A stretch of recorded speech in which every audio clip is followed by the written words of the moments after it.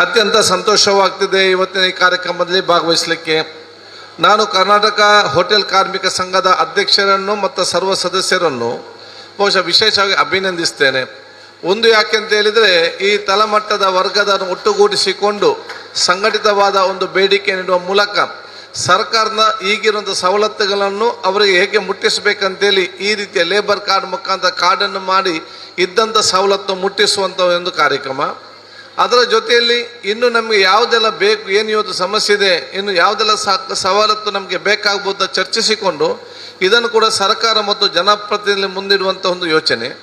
ಇದರ ರೀತಿಯಲ್ಲಿ ಭವಿಷ್ಯದಲ್ಲಿ ನಿಮ್ಮ ಕುಟುಂಬವನ್ನು ಬೆಳಗಿಸುವಂಥ ಆ ವಿದ್ಯಾರ್ಥಿನಿಯರ ಆ ಶಿಕ್ಷಣಕ್ಕೆ ಸಂಬಂಧಪಟ್ಟ ಹಾಗೆ ಯಾರು ಇವತ್ತು ಅತ್ಯಂತ ಯಶಸ್ವಿಯಾಗಿದ್ದಾರೆ ಅವರೊಂದು ಪ್ರೇರಣೆ ಮತ್ತು ಪ್ರೋತ್ಸಾಹವಾಗಿ ಅವರಿಗೆ ಇವತ್ತು ಗೌರವ ಕೊಡುವಂಥ ಈ ಒಂದು ಕಾರ್ಯಕ್ರಮ ನಿಜವಾಗಿ ಒಂದು ಅರ್ಥಪೂರ್ಣವಾದ ಕಾರ್ಯಕ್ರಮ ಅಂತ ಹೇಳಲಿಕ್ಕೆ ನಾನು ಇವತ್ತು ಬಯಸ್ತೇನೆ.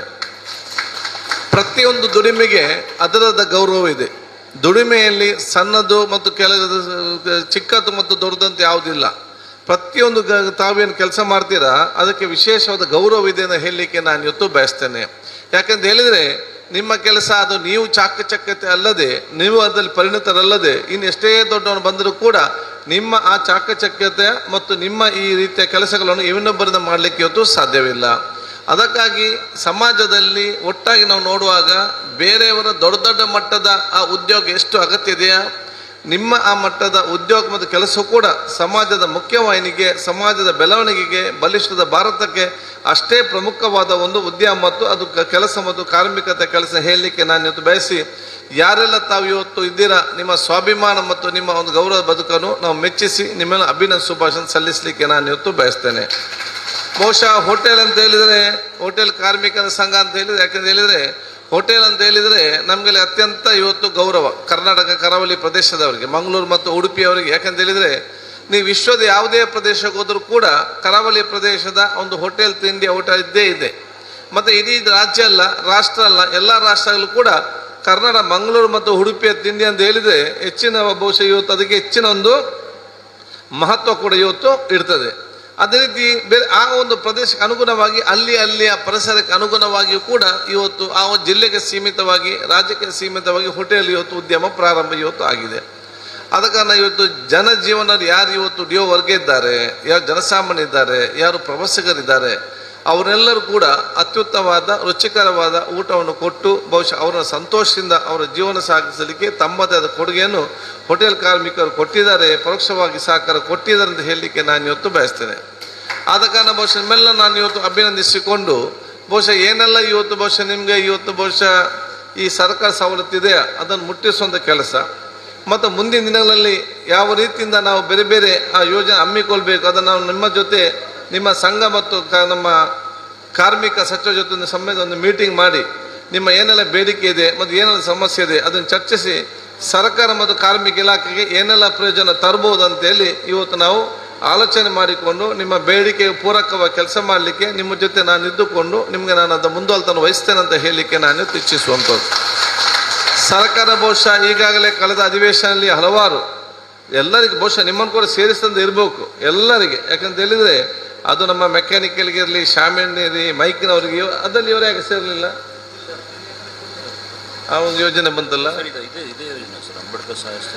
ಬಹುತೇಕ ಮೊನ್ನೆ ನಮ್ಮ ಕಾನೂನನ್ನು ತಂದು ಯಾರೆಲ್ಲ ಯೋಜನೆ ಹೊರಗಿದ್ರ ಬಹುತೇಕ ಎಲ್ಲ ವರ್ಗವನ್ನು ಕೂಡ ಇವತ್ತು ಇತಿಹಾಸದಲ್ಲಿ ಪ್ರಪ್ರಥಮ ಬಾರಿಗೆ ಸರ್ಕಾರ ತಂದು ಇವತ್ತು ಅದನ್ನು ಚಾಲನೆಗೆ ಇವತ್ತು ತಂದಿದೆ.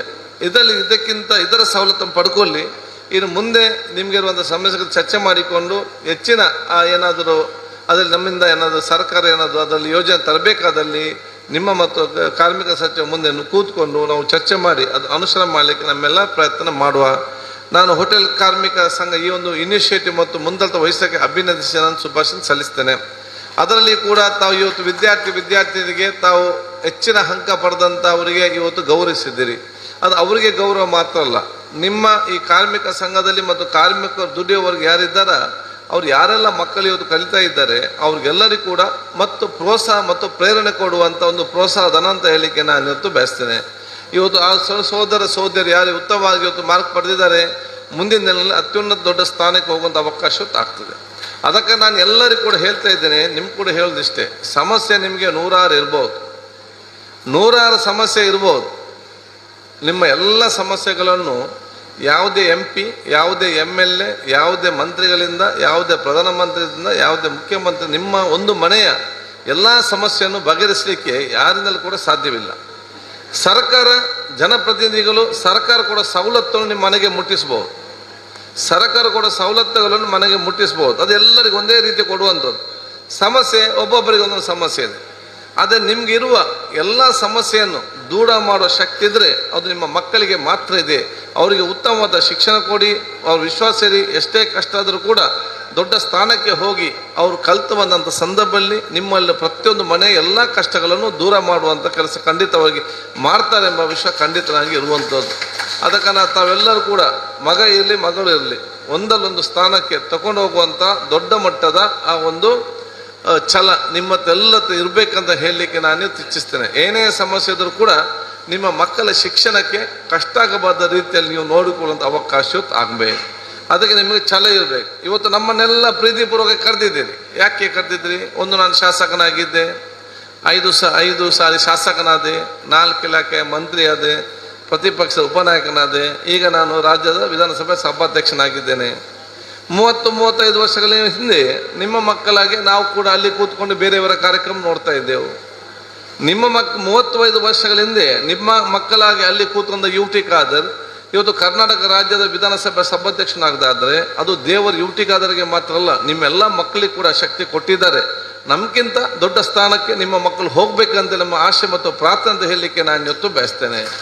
ಅದಕ್ಕಾಗಿ ನೀವು ನಮ್ಮನ್ನಲ್ಲಿ ಕೂತ್ಕೊಂಡು ನೀವು ಸಂತೋಷಪಟ್ಟು ನೀವು ಸಂಭ್ರಮಿಸದಲ್ಲ, ನಮಗಿಂತ ದೊಡ್ಡ ಸ್ಥಾನಕ್ಕೆ ನಿಮ್ಮ ಮಕ್ಕಳನ್ನು ಹೇಗೆ ತಕೊಂಡು ಹೋಗಬೇಕೆಂಬ ಆಲೋಚನೆ ಮಾಡಿ ಅದಕ್ಕೆ ಅನುಗುಣವಾಗಿ ಶ್ರಮವಹಿಸಿಕೊಂಡು ಮುಂದಿನ 20-25 ವರ್ಷಗಳಲ್ಲಿ ನಮಗಿಂತ ದೊಡ್ಡ ಸ್ಥಾನಕ್ಕೆ ತಗೊಂಡು ಹೋಗುವಂಥ ದೊಡ್ಡ ಮಟ್ಟದ ಒಂದು ಶ್ರಮ ನಿಮ್ಮ ಪ್ರತಿಯೊಬ್ಬಂದು ಕೂಡ ಆಗಬೇಕಂತ ಹೇಳಲಿಕ್ಕೆ ನಾನು ಇವತ್ತು ಬಯಸುವಂಥದ್ದು.